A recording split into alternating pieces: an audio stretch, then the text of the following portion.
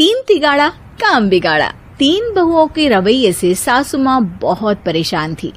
दरअसल बात ये थी कि तीनों बहुओं में किसी बात को लेकर अनबन हो गई थी। तब से ही तीनों एक दूसरे से मुंह फुलाए रहती थी। ना कोई सीधे मुंह किसी से बात करती, ना किसी का कहना मानती। पड़ोसी भी इस बात को जानते थे और जाने कैसे कैसे बातें भी करते। इसीलिए सासू माँ ने तीनों बहुओं को तुरंत अपने कमरे में बुलाया। मैं कई दिनों से देख रही हूँ, तुम तीनों अलग अलग सारे काम कर रही हो। ये सब नहीं चलेगा, तीनों को मिलकर ही काम करना पड़ेगा। सास की बात सुनकर एकदम से बड़ी बहू बोल उठती है। नहीं मम्मी जी, मैं इन दोनों के साथ कुछ नहीं कर सकती। मैं इस घर की बड़ी बहू हूँ, फिर भी ये मेरा कहना बिल्कुल भी नहीं मानती।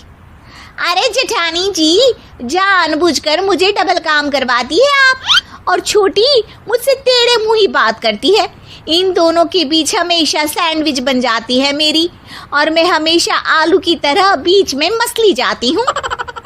मम्मी जी, इन दोनों को लगता है कि मैं छोटी हूँ तो इनके पैरों तले दब जाऊंगी, लेकिन नहीं, मेरा भी उतना ही अधिकार है जितना इन दोनों का है। बढ़िया ही दोनों मेरी चुगली करने के लिए, मुझे क्या कम समझ रखा है। तीनों बहू एक दूसरे से बहस करने लगती है और सास दोबारा ये देखकर टेंशन में आ जाती है और सबसे कहती है, चुप हो जाओ, अब से तुम तीनों सारे काम एक साथ करोगी, आंख बंद करके एक दूसरे की बात सुनोगी। तुम तीनों इस बात को गांठ बांध लो, वरना अगली छुट्टियों में तुम्हारा अपना मायके जाना कैंसिल। सास की बातें सुनकर डर के मारे तीनों हामी भर देती हैं। जी मम्मी जी, मैं समझ गई। हाँ मम्मी जी, जैसा आप कहें।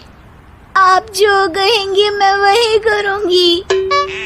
तीनों बहू सास की बात को गांठ बांध लेती है और वादा करती है कि अब से सारे काम वो तीनों एक साथ मिलकर ही करेंगी।